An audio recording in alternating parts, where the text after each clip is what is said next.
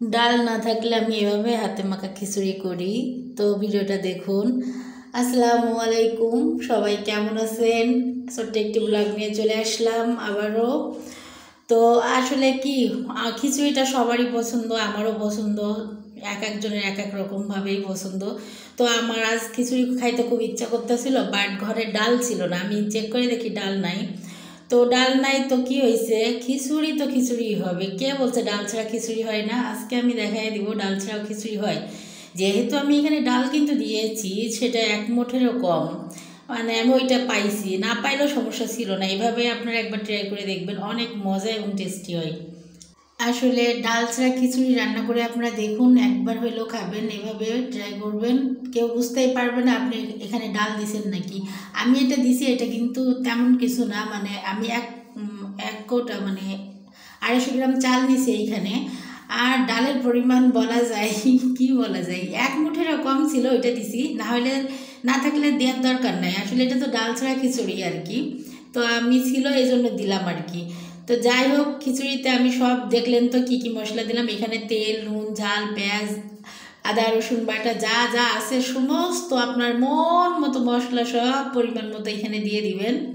দিয়ে এভাবে ঢাকা দিয়ে দিলে আবার খিচুড়ির একেবারে প্রিপারেশন শেষ। তা আমি গরম মশলাটা দিতে ভুলে গিয়েছিলাম, তো আমি গরম মশলা একটু গুঁড়া করে দিয়ে দিলাম। আসলে এখানে কোনো কষ্টের কিচ্ছু নাই, চট জলদি ঝটপট ডাল ছাড়া খিচুড়ি। তো এই দেখুন, আমি কিন্তু আদা রসুন বাটা দিতে ভুলে গেছিলাম। তো আদা রসুন বাটাটা মনে পড়ছে বিধায় আমি রস করে ওখানে দিয়ে দিছি। তো আমার যেহেতু পরিমাণটা কম ছিল, এই জন্য আমি মিডিয়াম চামচের 1 চামচ দিয়েছি। তা আমার এই যে ডাল ছাড়া খিচুড়ি দেখছেন রেডি।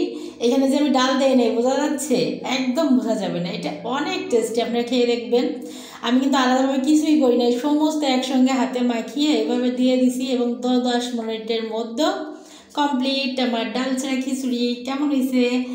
আপনি একটু এভাবে রান্না করে ট্রাই করে একদিন দেখবেন, অবশ্যই প্রেমে পড়ে যাবেন। তখন আর ডাল খুঁজবেন না খিচুড়ি রান্না করতে গেলে।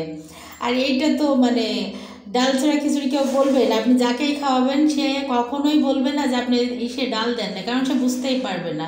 কারণ এর স্বাদটাও কেউ ধরতে পারবে না। অনেক টেস্টি হয়, অনেক মজা হয়।